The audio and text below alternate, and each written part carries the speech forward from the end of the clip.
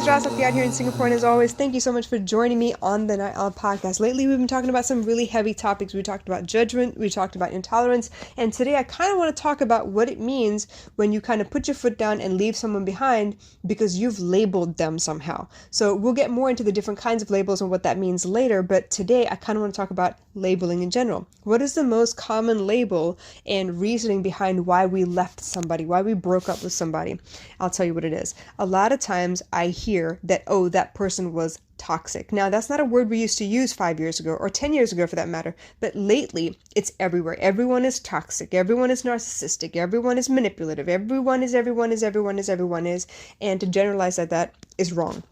So toxic for me is a condition where people know what they're doing it intentionally. There is a difference between toxic people who are purposely out to hurt others versus people who are generally ignorant of their state of affairs. They're not sure what triggers them and what doesn't, but they know what hurts and what doesn't feel good. And what happens is they try to control the behaviors around them in order for them to feel safe. And when you try to control the behaviors around you, that's seen as manipulative. They don't realize that there is a different way to handle things because in the world around us, who of our elders have ever been taught to embrace their emotions and respond to people rather than react? Everybody is out here trying really hard to save face, protect their name, the respect, the reputation. I don't want people to think badly of me, and they're always worried about what the rest of the world is going to think. So if you're coming at life from that perspective, it's easy to say, oh, you know what? It didn't work because that person was toxic. But if that person is toxic, let's think about this for a moment. Let's say you have a pool of 10 people, 2 people go out and they break up. One of them is considered toxic, right? That means, is everybody supposed to steer clear of that one person who happens to be toxic because you labeled them as such? Or is that something you said to justify the way that you guys broke up? I'm not here to judge anyone, but I'm asking you to think about it. What if somebody labeled you toxic? Does that mean you're a bad person? Does that mean you need to go to therapy or you need to be taken out the dating pool, that no one should, come into contact with you? It really messes with people's heads when you start to label them. So let's talk about that for a moment. When someone is labeled toxic, I had a couple that came to me a few weeks back and they were having a really tough time, and they didn't even want to sit both of them in front of me. One person came at first and eventually brought the other person with them. But what they wanted when they brought their partner to me is for me to tell the partner that the partner was wrong. What I saw was both people had trouble communicating. Both people were quite unaware of what actually the problem was.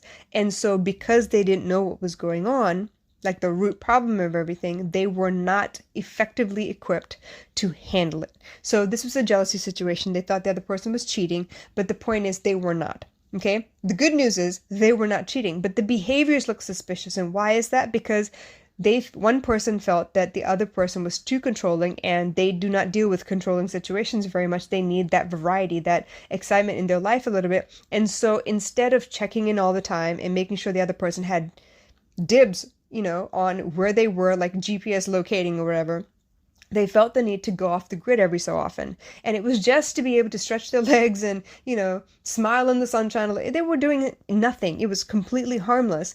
But because the other person desperately needed stability in their life, they saw it as, oh, you're lying to me. Why can't you give me these details? What is the damn problem?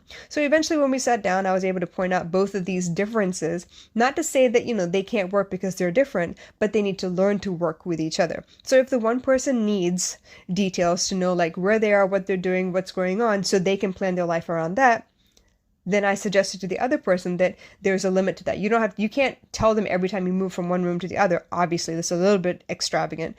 But what you can say is give them a general idea of where they're going to be. And if there's any deviation to that general schedule, just let them know. Right? No problem with that. It's not talking about, did you go to the bathroom? Did you go to lunch? Where did you go to lunch? Who did you go to lunch with? It's not like that at all. It's not like contact tracing. It's more like, you know what? I thought you were going to be here this time. How come you weren't here this time?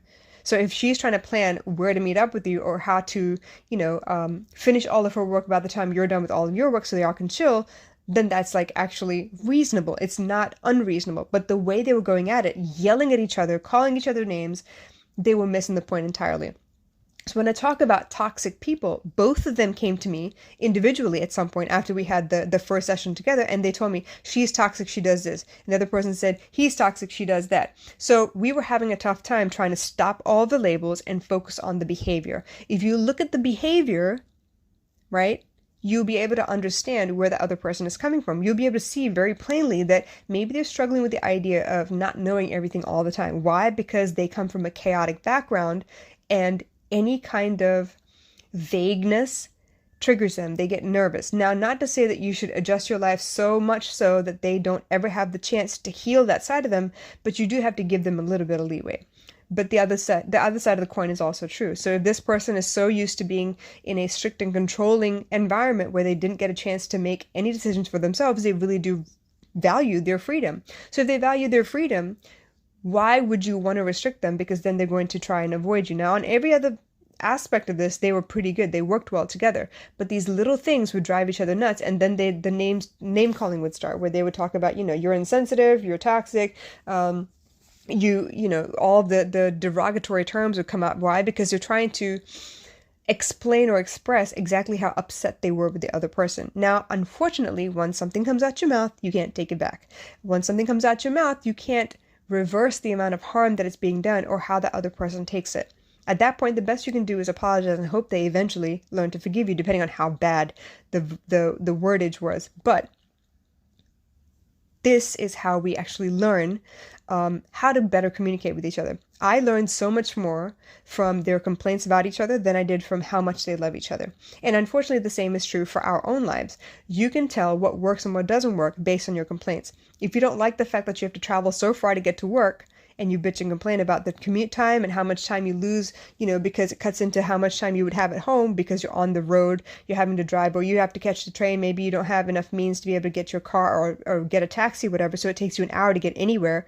That becomes a complaint of yours, but that also tells me that, okay, you need a solution that brings you closer to home, or you need a solution where when you're on your commute, you're able to get a couple of other things done so that by the time you come home, you have less to worry about and more free time. So those are the things that I try to make people a little bit more aware of. And it seems like it works on a general basis, but still people are not very well equipped to think about these things by themselves. They've never been taught these things.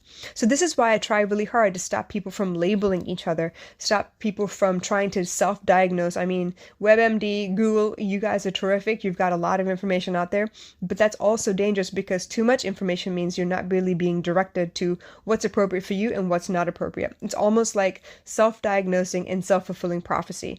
You want things to fit, and so you look at all of the damn symptoms and you find the ones that work for you and then realize, okay, it's not going to be a cookie cutter fit, not realizing that there might be something else entirely that is a little bit more suited to the symptoms that you're experiencing. And so self-diagnosis is a difficult thing.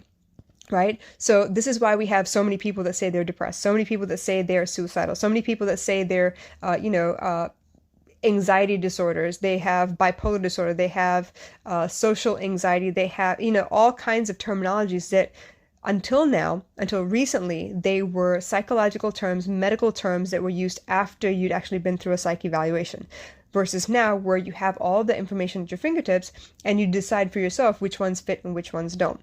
So I try really hard to get people to put aside the fact that they really want to label the other person as toxic. That other person is not toxic. They're just having a tough time with all of their past life experiences, and they're trying to continually project onto the next person the things that they have not healed. So if they're given a chance to heal, or at least given some awareness, they can at least catch themselves in those bad cycles, because a lot of them are remorseful after the fact. They just don't know what triggered it and why the hell they responded the way that they did.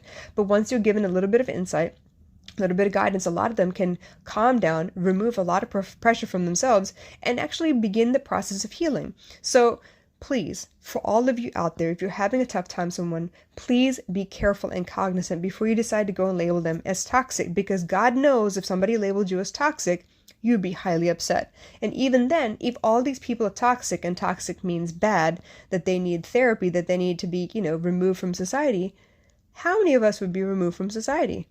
What would be left at that point?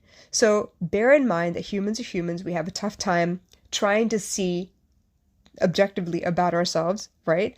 And this is why third parties can be very, very useful and very, very helpful. Sometimes you have trusted friends that can tell you, okay, you're overreacting here. This is not who you normally are. What's going on?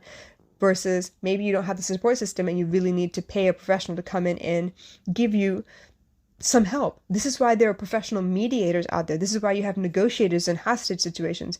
There have always been professionals that are trained to see things objectively in order to give you the best possible advice. So instead of self-diagnosing, instead of labeling people in order to justify your decisions, learn to love your decisions. That's another podcast episode from before. Love your decisions and stand by them. If you feel like they're not a good fit, that's reason enough. You're not a good fit.